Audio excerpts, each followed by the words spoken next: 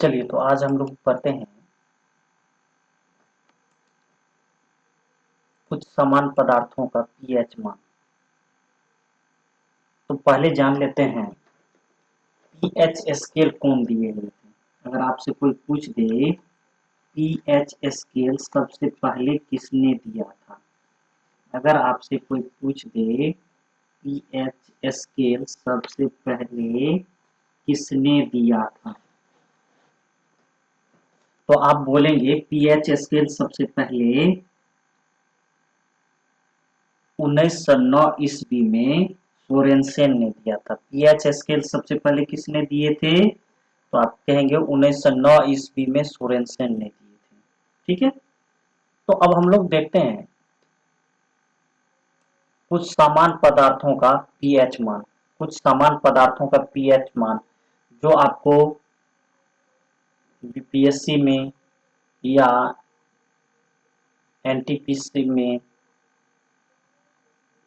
NTPC में question पूछता है। एक पीएच मान दे देगा और बोल देगा कौन सा सब्सटेंस का ये पीएच मान है।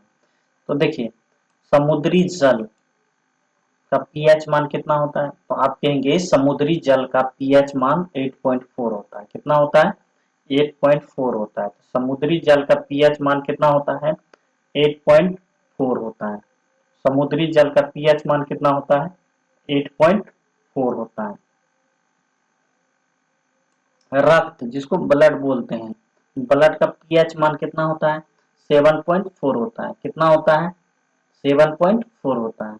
तो ब्लड का पीएच मान कितना होगा, तो आप क्या कहेंगे 7.4, मतलब रक्त, हिंदी में क्या बोलते हैं, रक्त बोलते हैं। 7.4 होता है। लार, लार का पीएच मान कितना होता है, तो 6.5 होता है। कितना होता है, 6.5 होता है। पूछा जाता है लार में कौन सा एंजाइम पाया जाता है, तो आप क्या बोलेंगे, टाइलिन। क्या बोलेंगे, टाइलिन। तो लार में कौन सा एंजाइम पाया जाता है, टाइलिन एंजाइम पाया जाता है। और आप क्या बोलेंगे, लार का पीएच मान कितना होता है, 6.5 होता है।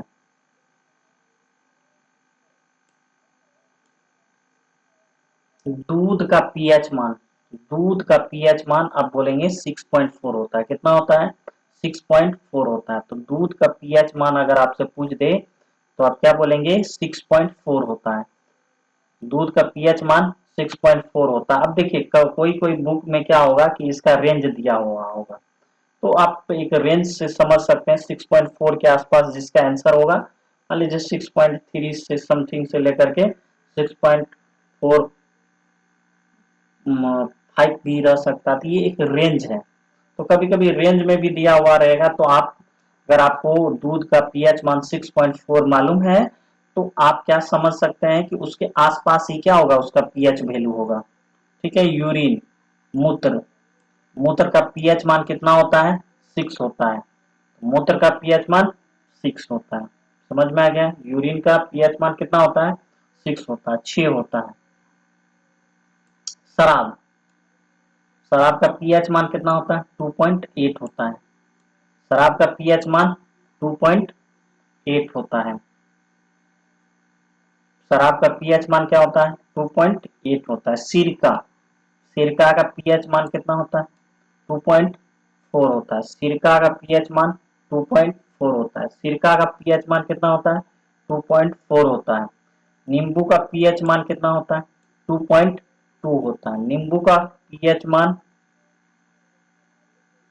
2.2 होता है और नींबू का पीएच मान कितना होता है, 2.2 होता है। तो जो हम बताए हैं कुछ समान पदार्थों का पीएच मान, आप उसको जरूर याद कर लें।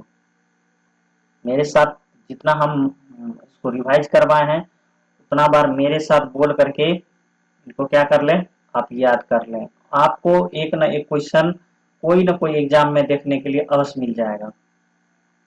तो आप हमारे वीडियो को लाइक करें, आप हमारे चैनल को सब्सक्राइब करें। Thank you for watching this video.